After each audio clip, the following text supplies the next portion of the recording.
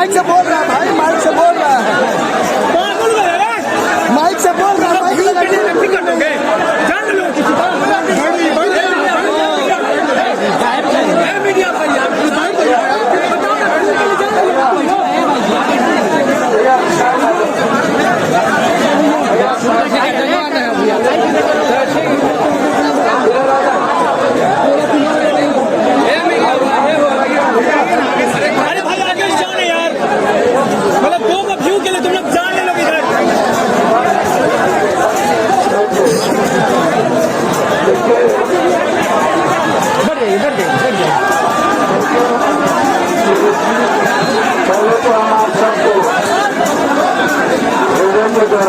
मैं आप सबको प्रणाम, आपके संघर्ष को, आपके संघर्ष को, आपकी भावनाओं को,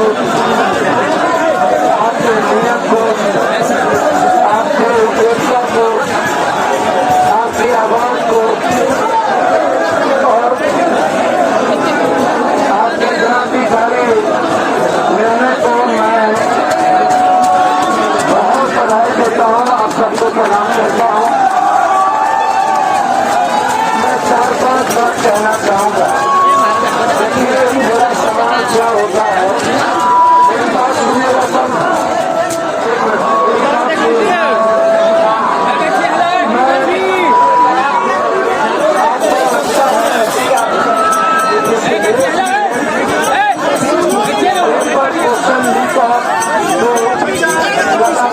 नफरत के बाद से एक जिला मैं बार-बार कहता हूँ, नालंदा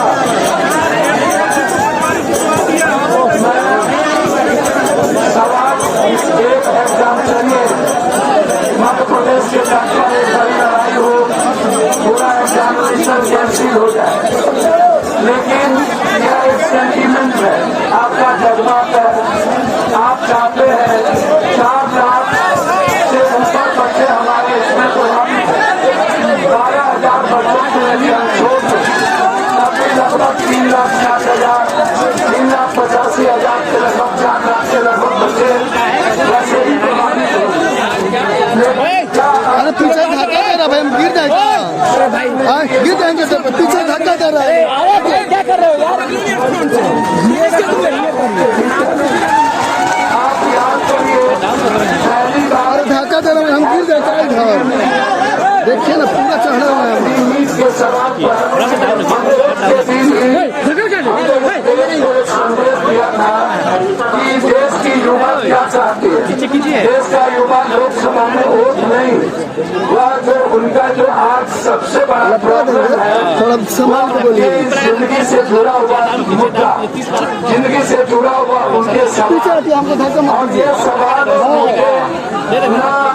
जिसको आप सबसे सर्वोच्च सदन में भेजते हैं। ज्यादा मत बोलिए, आपसे पावर में हम चुप है। जो ये विषय है, यह देश के हित में परिवार की प्रगति का सबसे बड़ा एक विचार है, जिसको राजनेता, पॉलिटिकल पार्टी, पॉलिटिकल सिस्टम, सरकारी सिस्टम मेरा पहला बिंदु है। इसमें कौन कौन लोग हैं जो इन्वॉल्व होते हैं और आज तक कौन कौन लोग इन्वॉल्व हुए हैं। इसमें मैं बीपीएससी की बात ही नहीं करूंगा। हमको याद है मुखर्जी नगर का वो आंदोलन, जब रात के 11 बजे लगातार 22 फायरिंग हुई थी पुलिस के तरफ से, हम बीच में थे, सीसेट, हिंदी सीसेट का मामला था, हिंदी पट्टी के बच्चों को IAS में हिंदी के कारण बहुत ज्यादा सीट नहीं मिल पाता था। एक लंबी लड़ाई हुई थी जिसमें गोली खाने में, और हम लोगों ने अडवाणी जी के हाथ से हम लोगों ने फाड़ दिया था उस सिलेबस को, उस बिल को। फिर SSC की लड़ाई बहुत लंबे हुई, लेकिन आज जो मुद्दा है, जो जिस मुद्दे को लेकर के इतना बड़ा एग्जामिनेशन हुआ, हमारे बच्चे 7 बच्चे भूख हड़ताल पर है, लगातार अनशन पर है, सत्याग्रह पर है, और 2 बच्चे आज हमारे यहाँ से जा चुके हैं जिनका हालात अच्छा नहीं है और वो PMCH में है।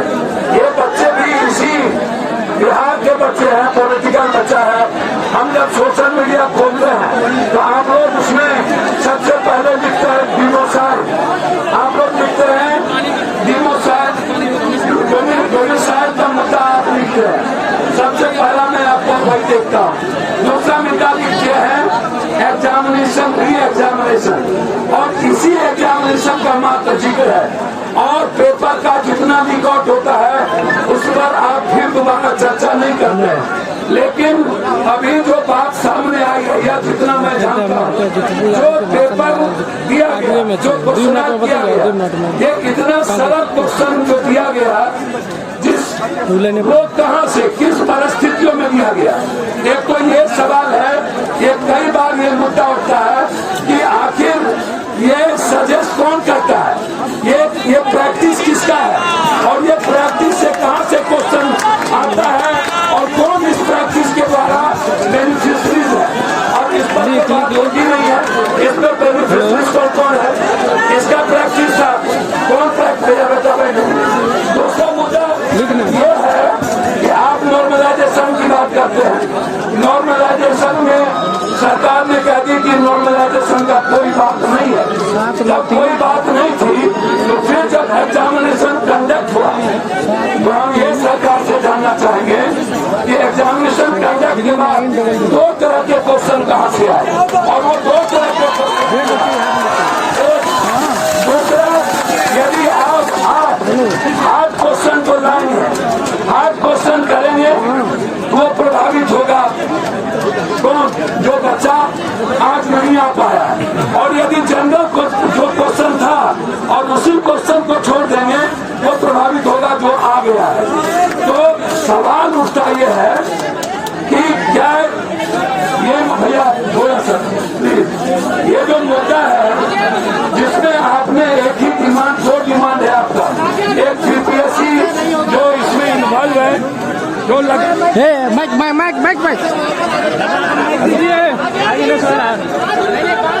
दादा माइक दीजिए, कौन बोलिए सर, बोलिए सर।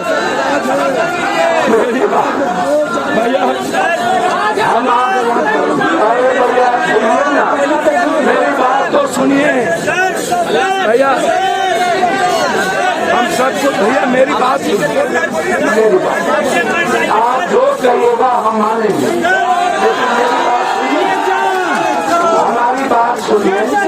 हम रास्ता क्या हो सकता है हमको जरा विचार करने दीजिए। एक मिनट भैया, एक मिनट सुनिए ना, एकदम छोड़ दीजिए भैया, मैं अकेला काफी हूँ।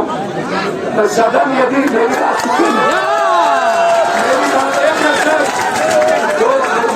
मेरी बात सुनिए ना, आप दुर्भाग्य मानिए कि सदन नहीं चला इसका, या सदन पहले ही बंद हो गई और लगातार किसी न किसी विचार और मुद्दों को लेकर के सदन लंबे समय से नहीं चली। अन्यथा इस मुद्दे का फैसला हम इस बार करके ही रहते सदन में। हम लोग, हमारा पूरा माइंड मेकअप था कि हमें कैसी लड़ाई लड़नी है, लेकिन आप भीड़ सुन को लीजिए, सुनिए ना माली, बच्चे का जज्बात हम समझते हैं।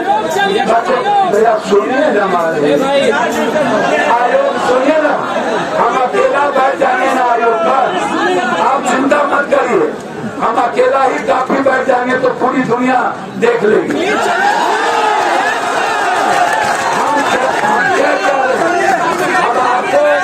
हम आपको भैया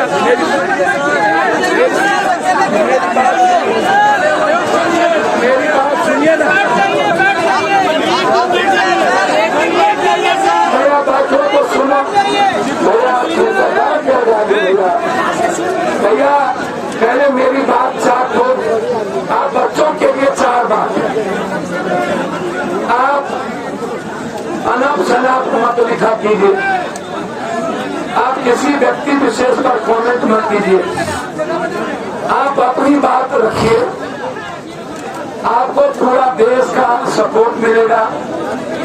मैं मानता हूँ मीडिया को जितना सपोर्ट करना चाहिए और इस आंदोलन को जितना बड़ा दिखाना चाहिए, मीडिया उतना बड़ा इस आंदोलन को नहीं दिखा है। आंदोलन बहुत बड़ा